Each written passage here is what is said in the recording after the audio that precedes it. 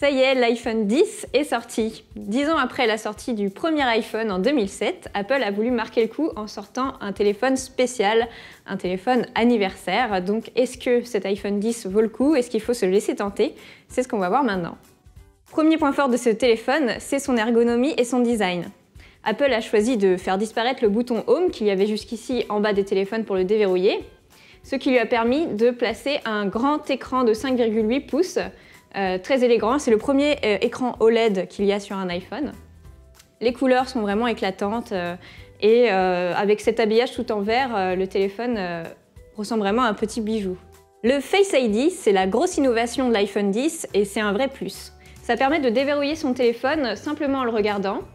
C'est très rapide, ça pourrait effrayer qu'il n'y ait plus ce bouton Home classique pour le déverrouiller, mais ça marche en quelques instants, même dans le noir, même en masquant une partie de son visage.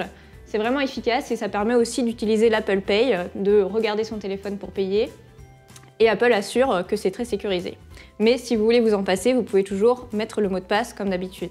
Les Animoji, vous avez peut-être dû en entendre parler quand Apple les a présentés car ils ont tout de suite fait le buzz. C'est ces petites têtes d'animaux qu'on peut animer grâce à son visage dans l'iPhone. Donc il suffit de regarder son téléphone toujours. Et donc notre visage apparaît avec un visage d'emoji, de chat, de chien, et ça permet d'envoyer ces petites vidéos à ses contacts.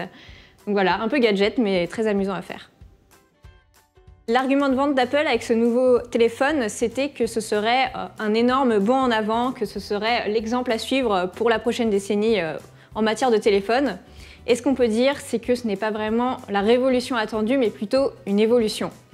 Alors qu'Apple nous avait habitués avec les premiers iPhones à créer la tendance, aujourd'hui on a plutôt l'impression qu'il essaye de suivre ses concurrents. D'ailleurs, le téléphone ressemble un petit peu à un Galaxy S8. Les autres fonctions qu'on va pouvoir trouver sur l'iPhone X, comme les applications de réalité augmentée ou alors la recharge par induction, il suffit de poser son téléphone pour le recharger, tout ça on va pouvoir le retrouver sur l'iPhone 8, donc c'est pas vraiment spécifique à l'iPhone X. On pourrait s'en douter en le regardant, avec ses deux surfaces en verre, mais l'iPhone X est vraiment très fragile.